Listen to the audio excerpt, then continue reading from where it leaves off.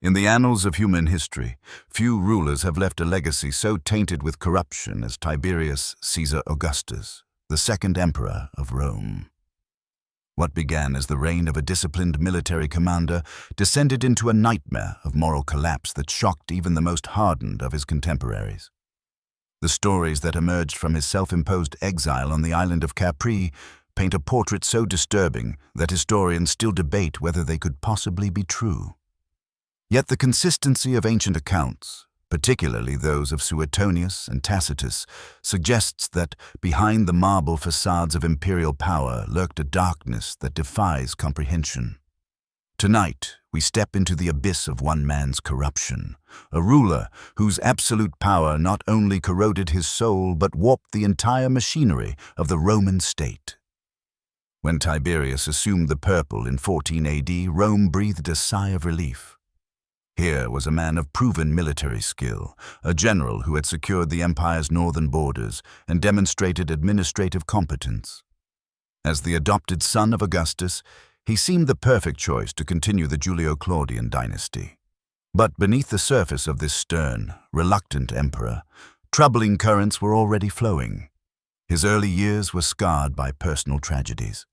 The death of his beloved brother Drusus, a forced divorce from his first wife Vipsania, and a loveless political marriage to Julia, Augustus's notoriously scandalous daughter, left deep wounds. These private torments festered in Tiberius's soul, cracks that would eventually rupture into something far darker. The transformation was not immediate. For the first decade of his reign, Tiberius governed with reasonable competence, maintaining Augustus's policies and keeping the empire stable. He was cautious with public funds, avoided reckless wars, and initially showed respect for the Senate's authority. But those close to him began to notice a growing bitterness, a cynicism that seemed to deepen with every passing year. The death of his son Drusus in 23 AD, possibly by poison, marked a decisive turning point. Grief-stricken and increasingly paranoid, Tiberius withdrew from public life. The man who had once led legions through the forests of Germania now shrank from the people he ruled.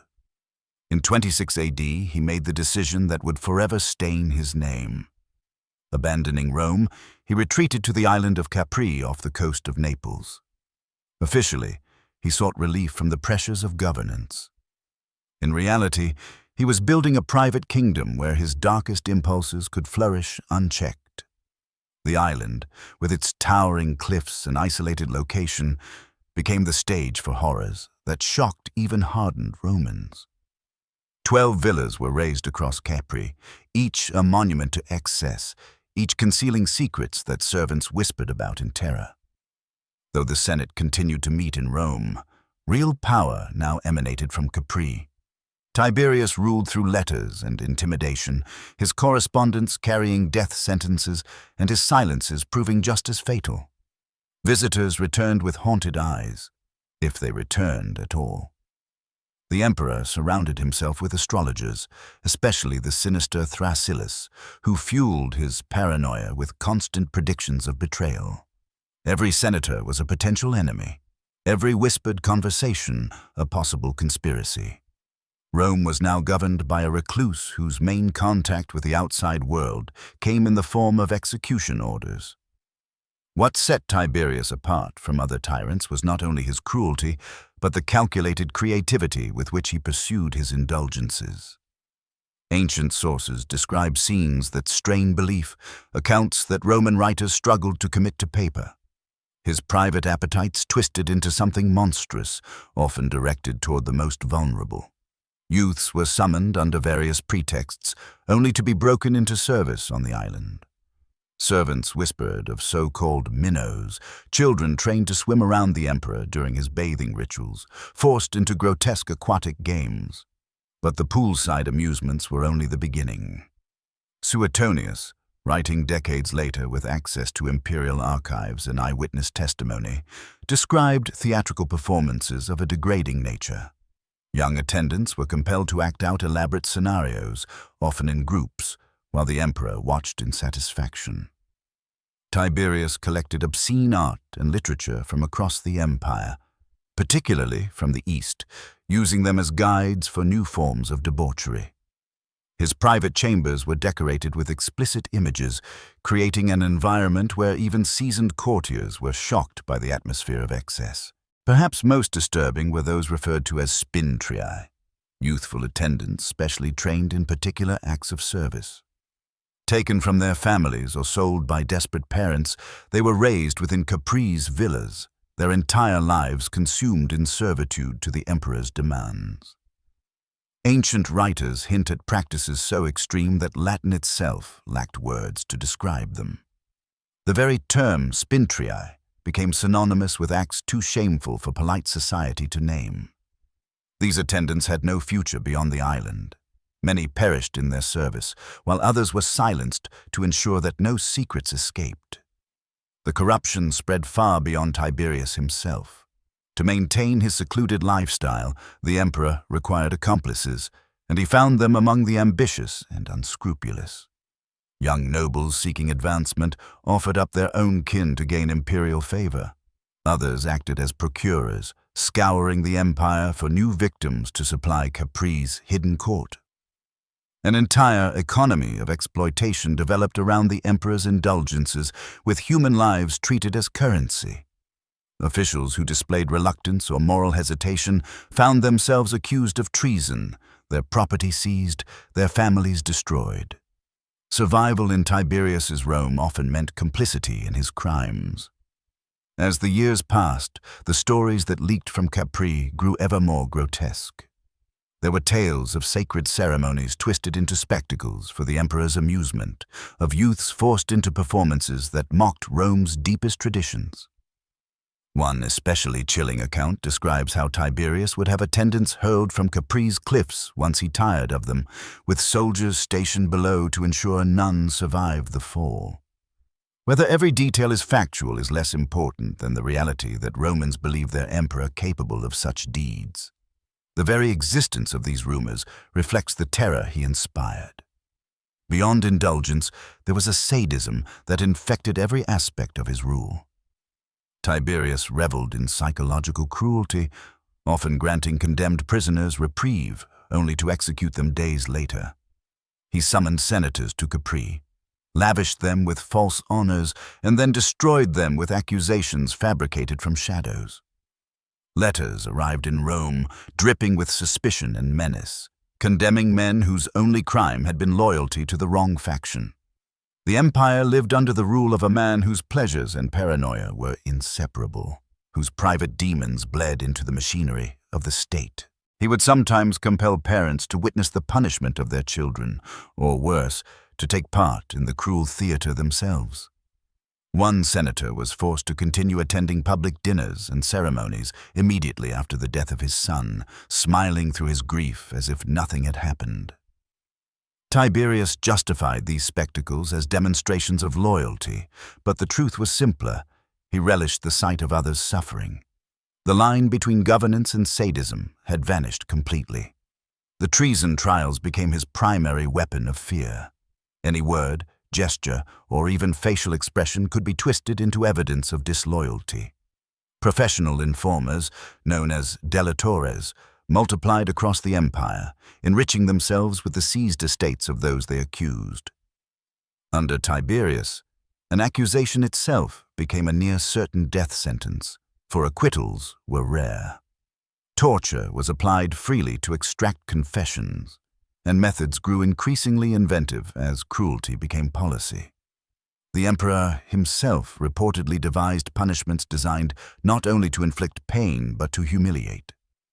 He blurred the lines between discipline and torment, turning the judicial system into a stage for terror. What had once been the proud Senate of Rome, the body that defied Hannibal at the gates, was reduced to a trembling chorus of flatterers. Senators competed with one another to propose new honors for Tiberius, each more obsequious than the last. They voted for the execution of their colleagues on flimsy evidence, knowing that any show of mercy might mark them as the next to fall. Some chose suicide over the mockery of a trial, hoping at least to preserve a fragment of dignity for their families. But even death offered no certain escape. Tiberius prosecuted the dead, confiscating estates and desecrating memorials. Children were punished simply for grieving too openly for their parents. Ancient statutes were dusted off and reinterpreted to feed the emperor's paranoia, the law itself becoming a bludgeon in his hands. The charge of majestas, injury to the majesty of the Roman people, became so expansive that virtually any act could be construed as treason. Men were condemned for carrying coins with the emperor's image into disreputable places, for speaking ill of poems Tiberius had composed in his youth, even for seeking omens about his health. The boundaries of legality disappeared, replaced by the shifting whims of a ruler who saw threats everywhere. The psychological toll on Roman society was immense. Trust dissolved as friends and relatives feared one another. Informers were everywhere. Dinner parties became silent affairs where laughter felt dangerous. Writers burned their works rather than risk a stray phrase being used as evidence. The intellectual life that had flourished under Augustus shriveled in the poisonous atmosphere of suspicion. Parents warned children to guard their tongues even in sleep, lest some muttered word reach hostile ears. Conversation itself withered, and with it the vitality of Roman civic culture. Meanwhile, on Capri, Tiberius sank further into isolation and paranoia. His appearance, never striking, had become grotesque. Ancient writers describe a face disfigured by sores and blotches, whether from illness or from the ointments he applied in vain. He wore wigs to cover baldness, heavy cosmetics to disguise his failing features. The proud general of Germania now resembled, in the words of one observer, a decaying satyr lurking in an island lair. His fear of betrayal reached extremes. Food was tested on prisoners before he would touch it. He slept surrounded by guards, even in the most private chambers of his villas. The emperor of the world had become prisoner of his own terrors. In Rome, the administration of the empire increasingly fell into the hands of Sejanus, the ambitious praetorian prefect who enabled Tiberius's worst impulses. For years, Sejanus wielded near absolute authority in the capital, while Tiberius remained on Capri. Yet, even this arrangement was poisoned by the emperor's nature. In 31 AD, Tiberius abruptly turned on his most trusted minister. With a suddenness that shocked even seasoned Romans, Sejanus was accused, disgraced, and executed. The purge that followed was vast and bloody. Hundreds perished, senators, equestrians, ordinary citizens, anyone tainted by association with Sejanus. Families were destroyed, wealth confiscated, reputations erased. Roman law had long held protections for minors, but under Tiberius even these were brushed aside. Whole households were extinguished, children punished alongside parents. The empire had become a place where no connection, no innocence could guarantee safety. In his final years, cruelty reached a crescendo. Now, in his 70s, Tiberius's physical vigor had diminished, but his malice seemed sharpened. He became consumed by the fear of death. Each day he consulted astrologers, demanding assurances of long life. Those who hinted at his end were executed. Yet he also tempted fate, taking unnecessary risks and neglecting his health as though daring mortality itself to approach. On rare occasions, he left Capri, returning briefly to the mainland. These journeys inspired terror rather than relief. Communities scrambled to conceal themselves, hiding those whom the emperor might notice. His visits resembled the march of a pestilence, feared, destructive, leaving devastation in their wake. Ancient historians struggled to capture the scope of his corruption. Tacitus, known for his restrained style, wrote with undisguised disgust. Suetonius, though more prone to sensational detail, drew from imperial records and accounts too numerous to dismiss.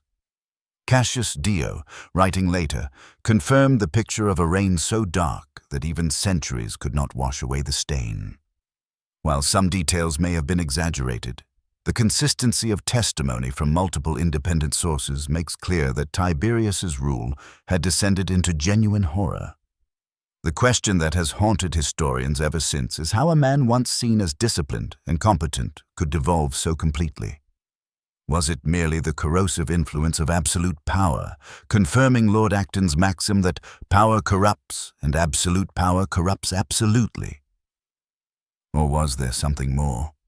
A deep-seated instability exacerbated by personal tragedy, loss, and isolation. The forced divorce from Vipsania, the loveless marriage to Julia, the death of his son Drusus, all contributed to the fractures in his mind. Some modern analysts suggest clinical explanations: paranoia, narcissistic tendencies, or disorders worsened by age and stress. But no diagnosis captures the full horror of what Tiberius became. Here was a man who possessed the unchecked ability to indulge every dark impulse without consequence, and he chose to wield that power in ways that destroyed trust, community, and humanity itself. In Tiberius, we see the terrifying fusion of personal weakness with unlimited authority. His story is not merely about one emperor's failings, but about the fragility of civilization when its restraints are stripped away. He reveals what can happen when fear, cruelty, and suspicion are allowed to govern unchecked. The Roman people themselves seem to sense the evil emanating from Capri. Stories spread through the empire, becoming darker with each retelling. Parents invoked his name to frighten children into obedience. Graffiti scrawled on walls cursed him in secret, and among the elite, even those who benefited from imperial favor, a sense of unease grew. Something fundamental in Rome's soul had been poisoned. The empire still functioned on the surface. Taxes were gathered, borders defended, trade continued. But beneath the machinery of government, moral decay had taken root. A rot spread from the emperor's island retreat into the very core of Roman identity. Religious implications deepened the dread. Romans took their gods seriously, and many believed that Tiberius's corruption had angered the divine. Earthquakes, floods, and fires during his reign were seen as omens of divine wrath. His manipulation of sacred ceremonies for personal gratification was viewed as a direct offense against the heavens. The gods themselves, some whispered, had turned away from Rome. Some of the mystery cults that had flourished under Augustus retreated into secrecy rather than risk being corrupted by the emperor's influence. The spiritual life of Rome itself seemed poisoned under Tiberius. What had once been the bedrock of Roman identity, religion, ritual, reverence for tradition, now carried the taint of imperial intrusion. The economic consequences of his reign of terror are less often mentioned, yet they were profound.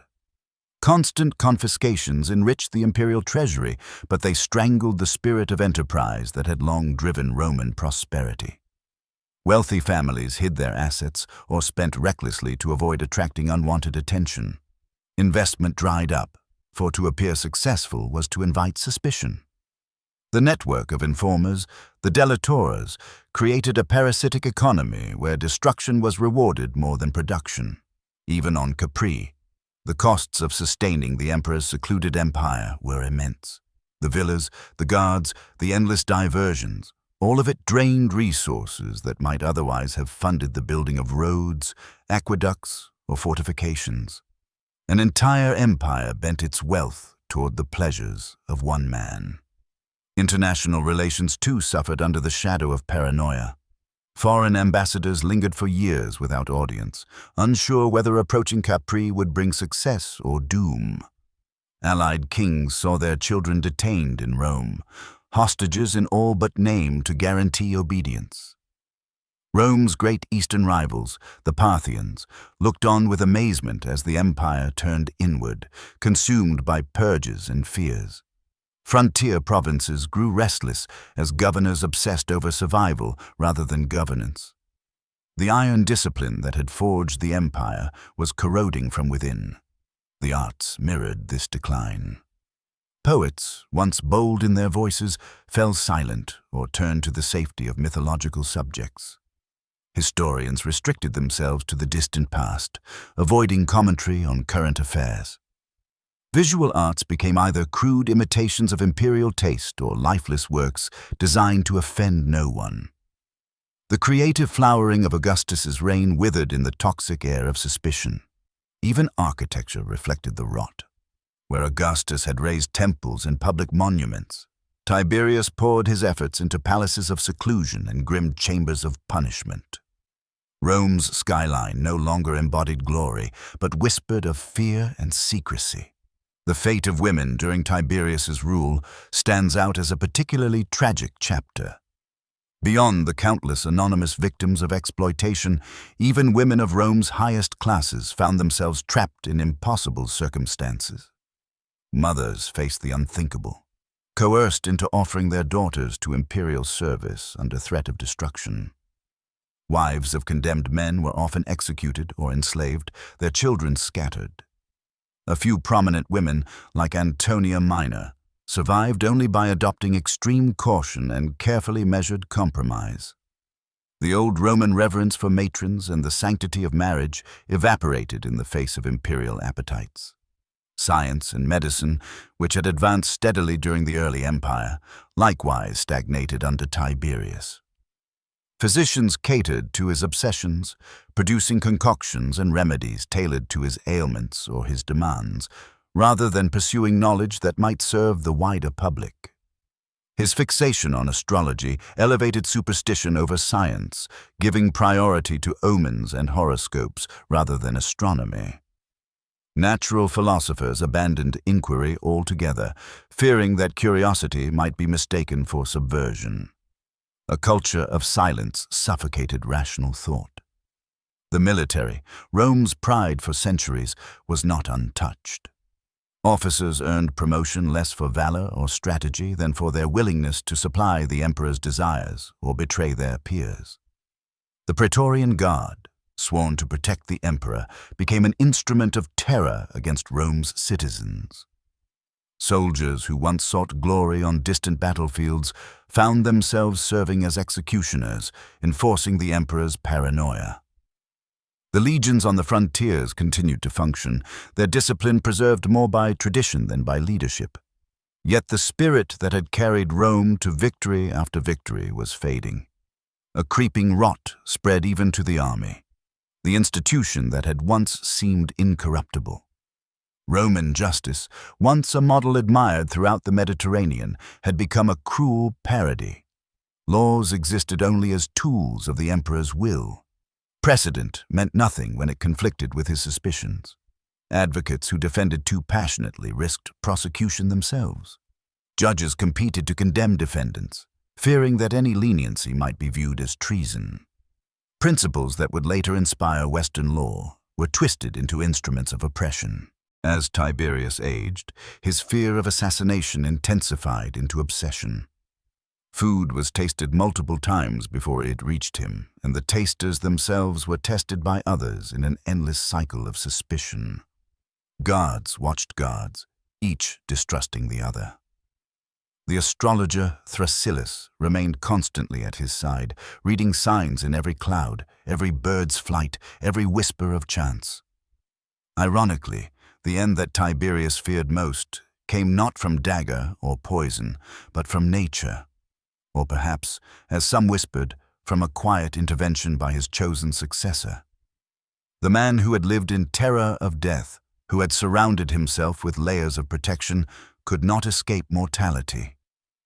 On March 16th, 37 AD, Tiberius died, abandoned even by the indulgences that had once defined him. The reaction in Rome was immediate and visceral. When news of his death reached the city, the people erupted in celebration. "To the Tiber with Tiberius!" they cried, demanding his body be thrown into the river like a criminal's. The Senate, long humiliated, at first refused to honor him with divine status, as they had Augustus. Only the insistence of his successor, Caligula, ensured he received the funeral rites of an emperor. Yet even then the ceremonies were perfunctory, empty of genuine grief. The debate over Tiberius's legacy has continued for centuries. Some revisionist historians argue that ancient sources exaggerated his crimes. Tacitus and Suetonius, they say, were motivated by political bias or the desire to dramatize. They point to the empire's continued stability, the functioning tax system, the secure borders, the relatively prosperous economy, as evidence that his rule was not entirely destructive. These arguments carry some weight. The machinery of empire did continue to function. Some of the more lurid stories may indeed be exaggerations, colored by gossip or malice. But the sheer volume of testimony, the consistency across sources, and the atmosphere of terror reflected in contemporary documents suggest that, while details may have been embellished, the essential truth remains. Tiberius's reign was one of genuine horror. The psychological consequences extended long after his death. Romans had learned that their emperor could be more than a flawed man. He could be a monster. The Principate, designed by Augustus as a careful balance between monarchy and republican facade, had revealed its dark potential. Trust between ruler and ruled was broken. Every emperor after Tiberius would be scrutinized for echoes of his paranoia and cruelty. The Senate, too, never recovered. It had been shattered too thoroughly, transformed from a body of authority into a chorus of submission. The precedents set under Tiberius, the treason trials, the informers, the merging of private vice with public authority, remained tools for future despots. And for the countless victims of his rule, there was no posthumous justice. The families destroyed by false accusations, the senators broken under torture, the youth dragged into Capri's shadow. Their suffering lived on only as grim lines in history's chronicles. The empire survived, but the scars endured, carved deep into the collective memory of Rome. We know that thousands perished during Tiberius's reign of terror, but behind each statistic lies a real human being whose life was extinguished by imperial cruelty. The young attendants who served in Capri's villas vanished from history, their fates unrecorded but easily imagined. The moral wound inflicted on Roman society would take generations to fade, if indeed it ever truly healed. The physical remnants of Tiberius's rule were equally tainted. The villas on Capri stood abandoned for years, regarded as cursed places. Later emperors occasionally visited, but none chose to stay long, as though the very stones retained a lingering corruption. In Rome, the chambers used for punishment were dismantled, but their memory remained infamous. Archaeological excavations on Capri have uncovered evidence of his vast building projects, yet mercifully, no direct proof of the worst horrors described by ancient authors. Perhaps some secrets are better left buried. Modern dictators have often been compared to Tiberius, but few have combined political dominance with such personal corruption of authority. The 20th century produced its share of monsters, but they generally focused on political terror, rather than intertwining their private vices with the machinery of the state. Tiberius remains almost unique for the way he fused governance with indulgence, transforming the satisfaction of his desires into a function of government itself. In this, he represents a chilling warning about how far human nature can fall when freed of restraint. Why Romans tolerated such a ruler for 23 years remains a question without easy answers. Fear undoubtedly played the greatest role. Resistance meant certain death, and terror suppressed courage. Yet precedent also mattered. The Principate, established by Augustus, had been accepted because it promised peace after decades of civil war. Once liberty had been traded for stability, reclaiming it required a bravery that fear had suffocated. The Senate, having already surrendered much of its authority, lacked the will to rise again. Acts of resistance occurred, but they were isolated, never coalescing into organized defiance. Culture itself enabled some of what occurred. Roman society, despite its veneer of order and sophistication, had always contained elements of cruelty. Gladiatorial combat, slavery, exposure of unwanted infants. While Tiberius's behavior was extreme even by Roman standards, it existed along a continuum with accepted practices rather than standing completely apart. This made it easier for many to rationalize or ignore what was happening, convincing themselves it was merely an exaggerated version of norms already embedded in their world. The role of enablers cannot be overstated. Tiberius could not have sustained his reign of terror without helpers. Procurers found victims, guards enforced commands, informers fed paranoia, and courtiers normalized the abnormal. Each made a conscious choice to participate in evil for survival or gain. Some convinced themselves refusal meant certain death. Others openly profited, building wealth and influence on the suffering of others. Many of these secondary figures escaped punishment after his death, quietly melting back into society with fortunes intact. The international consequences of Tiberius's rule stretched beyond Rome's borders. Allied kingdoms looked on in alarm as the supposed leader of civilization descended into corruption. Some tribal groups, once overawed by Roman might, began to question whether the empire represented a higher culture or merely organized brutality. Rome's moral authority, long a cornerstone of its claim to bring law and order, was shaken. Expansion became harder as neighboring peoples, hearing stories from Capri, wondered what kind of civilization they were being asked to join. Religious and philosophical movements grew in this environment of despair. Stoicism, with its emphasis on inner virtue in the face of external tyranny, gained new relevance. Eastern mystery cults, promising salvation in the afterlife, attracted those who had lost hope for justice on earth. The soil was being prepared for profound spiritual changes that would, in centuries to come, transform Rome itself. In a sense, Tiberius's cruelty unintentionally laid the groundwork for Rome's future religious revolutions. The literary legacy of his reign is remarkable not for what was written, but for what was silenced. The absence of contemporary voices speaks volumes about the climate of fear. Writers dared not record current events. When historians later described the era, decades had passed. They relied on hidden memoirs, whispered testimony, and official documents that survived by chance. This gap ensures we will never know the full extent of what occurred. How many disappeared without record? How many accounts were too horrific even for ancient historians to write down? The silence itself has become a kind of testimony. For us today, the story of Tiberius offers more than a historical warning. It reveals timeless truths.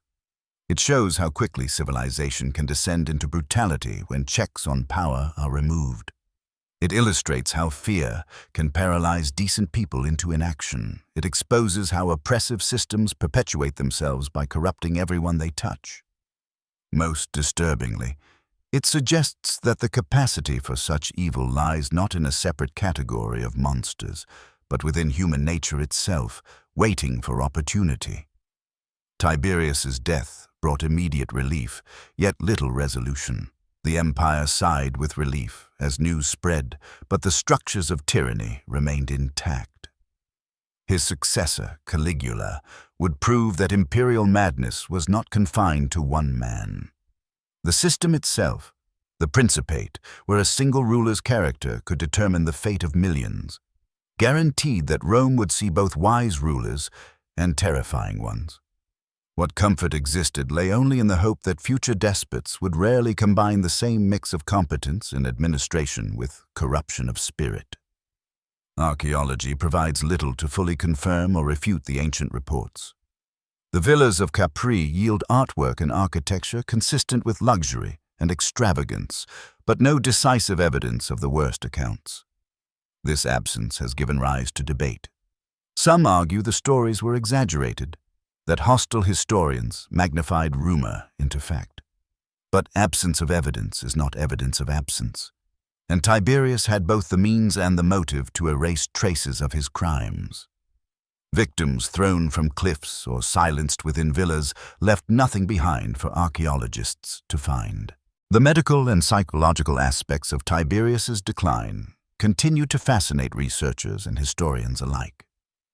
Some suggest that his facial disfigurement and chronic skin conditions may have been caused by untreated illness, perhaps even linked to infections or environmental factors, creating a vicious cycle in which physical decay fed psychological deterioration. Others point to possible lead poisoning from Rome's plumbing and wine storage, which could have worsened mental instability. Yet, while these factors might have intensified his condition, they cannot excuse or fully explain the deliberate cruelty and calculated corruption that defined his reign. Economic historians note a paradox worth examining. Despite the reign of terror, purges, and systemic abuse, Rome's economy remained surprisingly functional. Trade routes continued, taxes were efficiently collected, and infrastructure was maintained. This disconnection between political horror and economic continuity reveals how vast systems can keep functioning under monstrous leadership. It also raises uncomfortable questions about complicity. How many merchants, tax collectors, and administrators chose simply to continue their daily work while horrors unfolded in Capri's villas and Rome's torture chambers? The gender dynamics of Tiberius's abuses demand special attention. While both men and women suffered, it was the particular vulnerability of women and the young in Roman society that made them easy prey. The law offered little protection, and the social norms that might have shielded them were meaningless before an emperor above all restraint. Accounts describe mothers forced into impossible situations, daughters and priestesses stripped of dignity, and noble families broken under pressure. These stories form a particular thread of horror that runs consistently through ancient sources. Comparative history provides few true parallels to Tiberius. Many rulers have been cruel and many have been indulgent, but few so thoroughly fused cruelty with indulgence. Nero would later achieve infamy for his excesses, but his were often theatrical rather than coldly methodical. Caligula's short reign included comparable horrors, but lacked Tiberius's grim calculation. Among history's tyrants, Tiberius occupies a unique niche, a capable administrator who weaponized the machinery of the state to facilitate his corruption on an imperial scale. The propaganda value of Tiberius's reputation should not be overlooked. By comparison, even ordinary successes seemed merciful. The Senate and people of Rome, traumatized by his rule, lowered their expectations so drastically that mere neglect by later emperors felt like kindness. After enduring the worst, they were grateful simply not to be actively tortured. In a grim irony, Tiberius's monstrosity stabilized the system by setting the bar for cruelty so high that almost any ruler who followed appeared benevolent in contrast. The philosophical implications of his reign troubled Roman thinkers for generations. If the gods were just, how could such evil thrive for so long? If virtue was rewarded and vice punished, why did the virtuous suffer while the vicious prospered? These questions destabilized traditional Roman ethics and religion, contributing to a spiritual crisis that left many searching for answers in new faiths. The problem of evil, embodied in the figure of Tiberius, became a central challenge to Roman thought. For those who lived through his rule, the psychological scars were permanent. Senators who condemned their friends to save themselves carried guilt that could never be erased. Parents who failed to shield their children from imperial exploitation lived with unbearable memories. Even those who simply remained silent bore the weight of complicity. An entire generation was marked by what they had endured, what they had seen, or what they had allowed to happen. These damaged psyches influenced Roman society long after Tiberius's death. The artistic representations of Tiberius reveal a striking dissonance. Early sculptures and coins depict him as a stern but dignified ruler. Later images, where they exist, show increasing attempts to idealize or mask reality. The contrast between official portraits and written accounts is chilling. We see in marble the face of authority, yet in text we read of a predator. This gap between image and reality reveals the fundamental deception of his reign, the maintenance of imperial dignity while indulging in unspeakable corruption. Modern tourism on Capri raises an ethical question. The island's natural beauty attracts millions of visitors each year, but few guides dwell on its darkest history. The sites of imperial villas are presented as archaeological curiosities rather than crime scenes. This sanitization of history, while commercially understandable, risks forgetting the human suffering that occurred there. Every breathtaking view from Capri's cliffs was once, perhaps, the backdrop to unimaginable cruelty. Its beauty remains forever shadowed by what it witnessed. The legal precedents of Tiberius's reign had consequences that outlived him by centuries.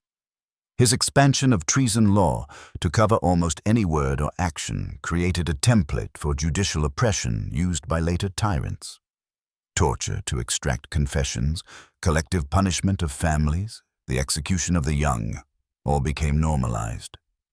Even well-meaning emperors found it difficult to roll back these practices once they had been established.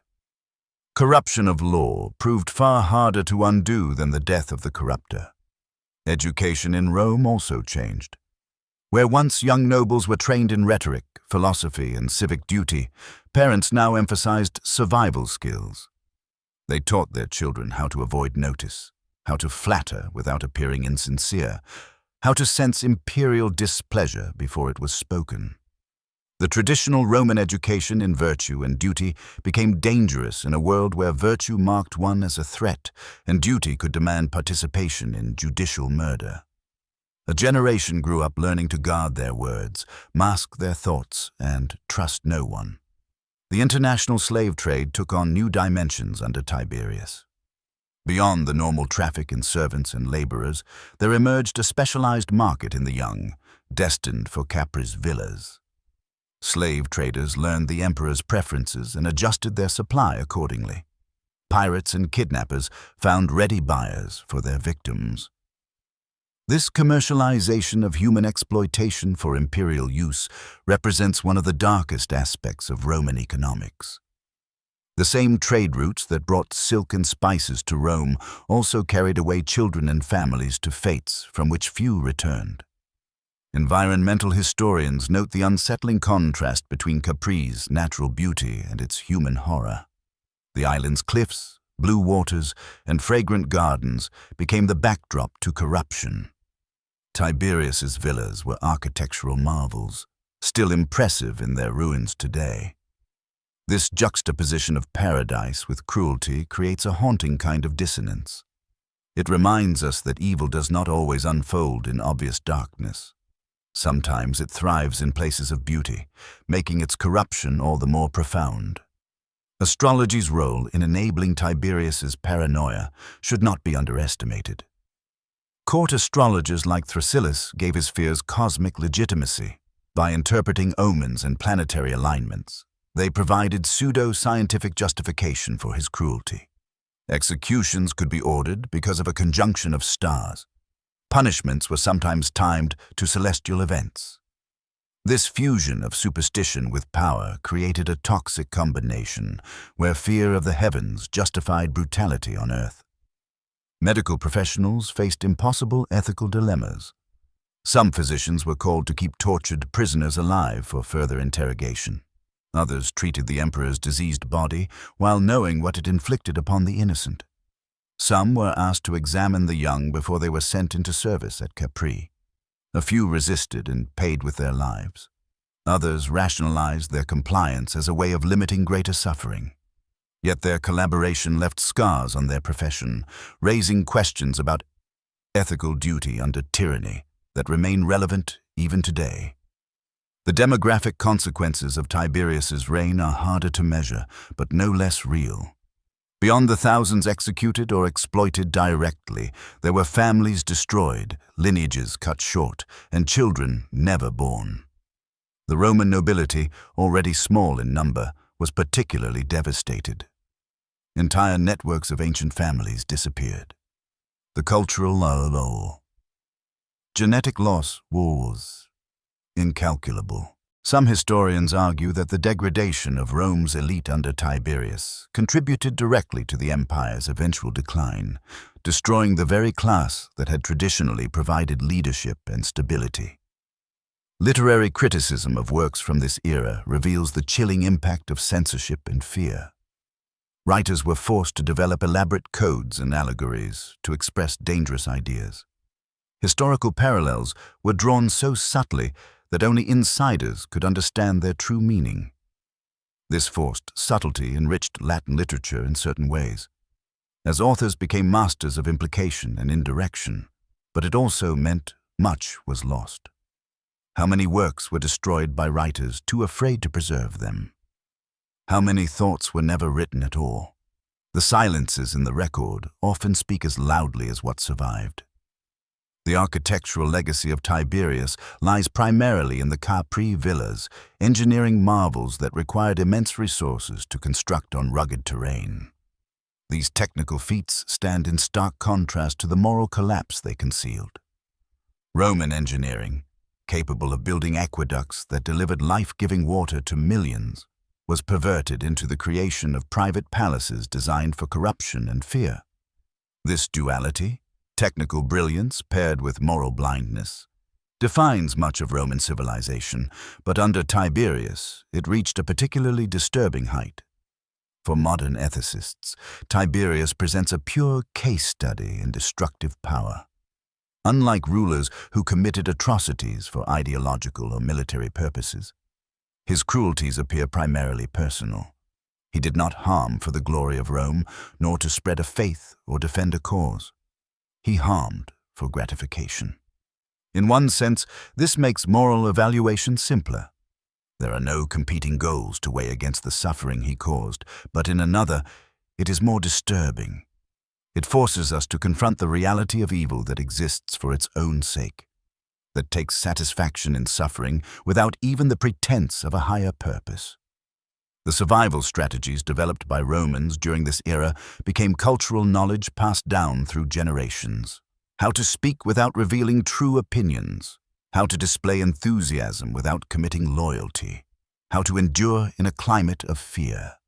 These became essential Roman skills. The damage to social trust was both profound and long-lasting. Even after Tiberius's death, Romans remained wary, cautious, conditioned by terror to expect betrayal. The open, argumentative culture of the Republic had been replaced by a society of survivors. Religious responses to Tiberius's corruption varied widely. Some Romans lost faith altogether, unable to reconcile divine justice with imperial impunity. Others turned to mystery cults that promised cosmic justice in the afterlife. Still others developed complex theologies that attempted to incorporate evil as part of a divine plan. The rapid growth of Christianity in subsequent generations was partly fueled by its moral clarity in condemning the kinds of abuses Tiberius embodied. The spiritual vacuum left by his reign created space for new faiths that offered hope of ultimate justice. The economic costs of maintaining the apparatus of terror were enormous, though often hidden. Beyond the visible expenses of Capri's villas and the Praetorian Guard, there were the informers to pay, the victims to procure, the silence to buy. Corruption spread through every level of administration as officials learned to profit from misery. The productive capacity of the empire was diverted into sustaining paranoia rather than prosperity. Rome was wealthy enough to absorb this waste, but the opportunity cost, what could have been achieved with those resources, is incalculable. For military historians, Tiberius presents a paradox. The same man who had once been a brilliant general, winning campaigns in Germania and securing the empire's borders, became a paranoid recluse who weakened the very institution he once led. His reign saw little expansion and quiet losses on the peripheries as Rome turned inward. The contrast between Tiberius the general and Tiberius the emperor highlights how power can transform character or reveal what had always been hidden. The discipline and strategy that had served him well in war curdled into cold calculation when applied to civilian life. The role of alcohol and other substances in his behavior remains debated. Ancient sources mention his heavy drinking, particularly in his later years. Some historians argue that chronic alcoholism may explain both his physical deterioration and his loss of inhibition. Others view drinking as a symptom rather than a cause, a way of dulling conscience and masking paranoia. The relationship between substance abuse and tyranny is complex, but in Tiberius's case, wine seems to have removed what few restraints he still possessed. Sexual exploitation as state policy reached its nadir under Tiberius. While domination and violation had long been weapons of war, Tiberius institutionalized them as peacetime practice. The systematic nature of the exploitation, the bureaucracy built to support it, and the normalization of child victimization at the highest level of government represented something shockingly new in antiquity. Previous conquerors had wielded violence as a tool of conquest. Tiberius made it a lifestyle. The damage to victims was incalculable and often final. The geographical distribution of Tiberius's victims reveals the reach of imperial corruption. While the majority of documented cases occurred in Rome and Capri, the networks that supplied human tribute extended throughout the empire. Provincial governors knew their careers depended on identifying gifts for the emperor. Merchant ships carried human cargo alongside grain and goods. The corruption spread like disease, from the center to the provinces, showing how evil at the top of a hierarchy pollutes the entire structure beneath. Comparative analysis with other regimes of terror highlights both similarities and unique features of Tiberius's reign. Informers showed trials, and arbitrary executions have appeared in many tyrannies. But the fusion of political oppression with personal corruption on such a scale remains rare. Most dictators, even those remembered as monsters, separated their public policies from private vices. Tiberius's innovation was to erase the line, using the full weight of imperial power to enforce his personal obsessions. The psychological profiles of those who thrived under Tiberius are equally chilling. His most successful courtiers, informers, and procurers combined intelligence with complete moral emptiness.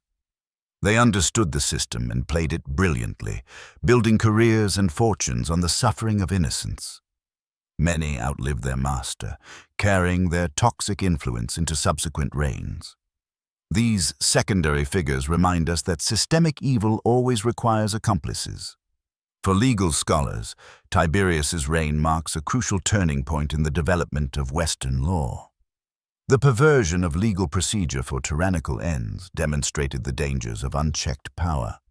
Later, Roman jurists tried to develop principles to prevent such abuses, though imperial reality often made these reforms symbolic.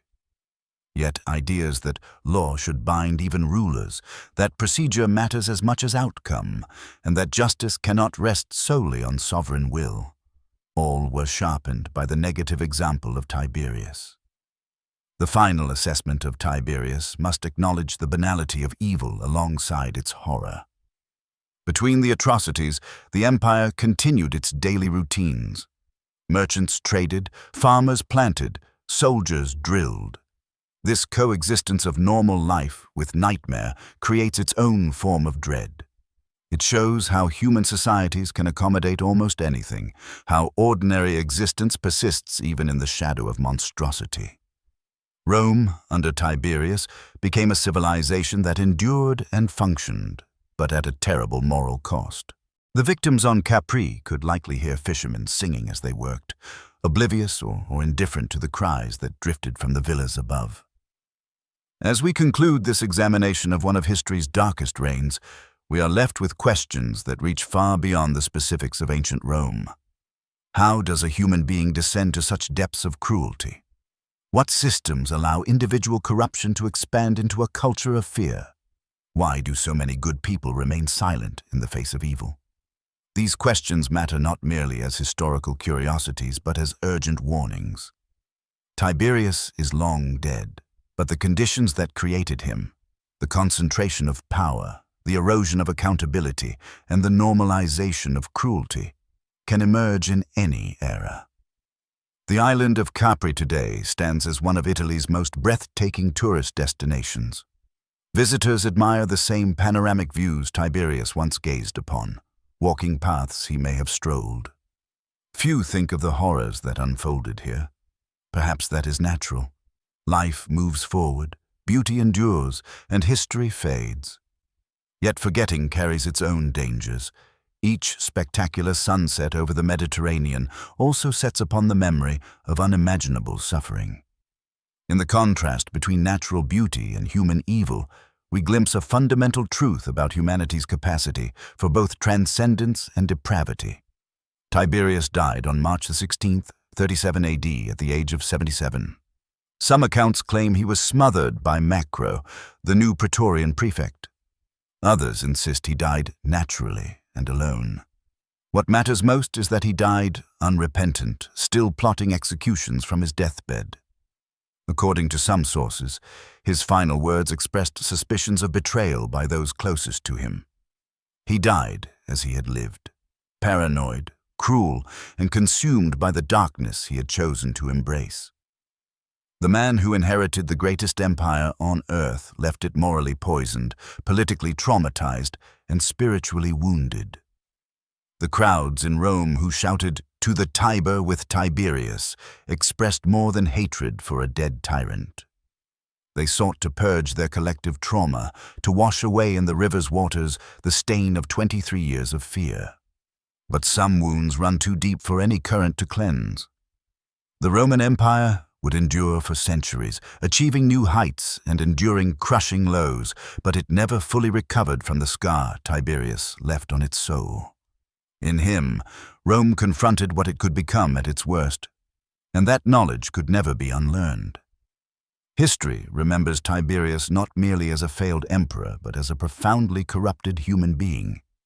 Historians still debate the details, motivations, and exaggerations of ancient sources, but the essential verdict has not changed since antiquity.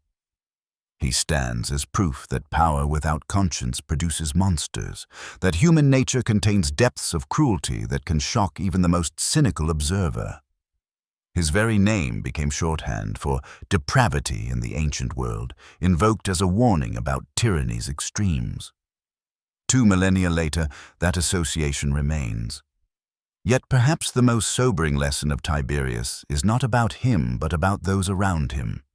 He was enabled by thousands who chose compliance over resistance, survival over principle, and profit over integrity. Each guard who pushed a victim from the cliffs, each senator who condemned a colleague, each procurer who delivered victims, all were human beings making choices. The evil of one man, however powerful, could not have thrived without the cooperation of many. In that complicity lies both the true horror and the lasting warning. Evil on such a scale is never the product of a single figure. It is the work of an entire system that ordinary people allow to function. As we close this dark chapter of human history, we are reminded that civilization is fragile. The veneer of law and morality can fracture under pressure. Tiberius represents what emerges when that veneer shatters completely. The beast lurking beneath the toga, the predator that unchecked power can unleash. His reign stands as history's starkest warning about the price of authority without limits and the depths of corruption that dwell in the human heart.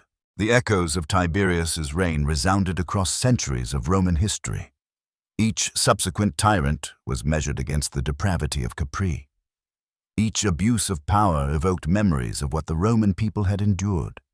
They had learned that their emperors could indeed be monsters, and this knowledge forever altered the relationship between ruler and ruled. Trust, once broken so completely, could never be fully restored. The principate that Augustus had designed as a solution to civil war had revealed itself as capable of producing horrors worse than war itself. In the end, Tiberius's greatest crime may not have been individual acts of cruelty, but the poisoning of hope itself. He demonstrated that civilization could regress, that law and culture could be twisted into weapons, that progress was not inevitable. The senators who had once debated the fate of nations were reduced to trembling courtiers. The soldiers who had conquered the world became enforcers of private corruption. The law that had been Rome's proudest legacy became an instrument of oppression. In Tiberius, we see not only the failure of one ruler, but the vulnerability of all institutions to collapse when seized by evil. And yet, Even within this darkest story, there are reasons for hope. Tiberius died. His power, however vast, was not immortal. The Roman Empire survived, and though it would endure other bad rulers, it would also produce great ones. Human dignity, though brutalized, was not destroyed. Writers like Tacitus and Suetonius ensured that the truth would be remembered, that the victims would not vanish into silence. In recording these horrors, they performed a vital act of resistance, ensuring that future generations would know what had happened and could work to prevent its repetition. The story of Tiberius teaches us that the cost of civilization is eternal vigilance against corruption, within ourselves and within our institutions. It shows us that power must always be checked, that law must bind rulers as well as the ruled, that the vulnerable must always be shielded from the strong. These lessons, written in the suffering of Tiberius's victims, remain as urgent today as they were 2,000 years ago. For as long as human beings hold authority over one another, the potential for such evil exists. Our only defense is to remember, to learn, and to build systems strong enough to resist it. As the sun sets over the Mediterranean, casting the same golden light that once fell on Tiberius's crimes, we are left with the responsibility of memory. The tourists who admire Capri's beauty should also acknowledge its darkness. The students who study Roman history should recognize that civilization's achievements rest on fragile foundations. The citizens of every nation should understand that their freedoms depend on vigilance against those who would abuse power. Tiberius is long gone, but the forces that created him remain, waiting for new figures to exploit them if societies grow complacent. In the final measure, Tiberius stands as one of history's starkest warnings about humanity's capacity for cruelty. His reign demonstrates that depravity has no limits when unchecked authority removes all constraints. And yet, it also shows that evil, however destructive, ultimately fails. Tiberius died despised and alone. His name cursed, his memory reviled. The empire he poisoned outlasted him by centuries. The human spirit he sought to crush endured. In this tension between human evil and human resilience lies both the horror and the hope of history. We must remember the horror so that we do not repeat it, and we must nurture the resilience so that even in the darkest times, the flame of human dignity continues to burn.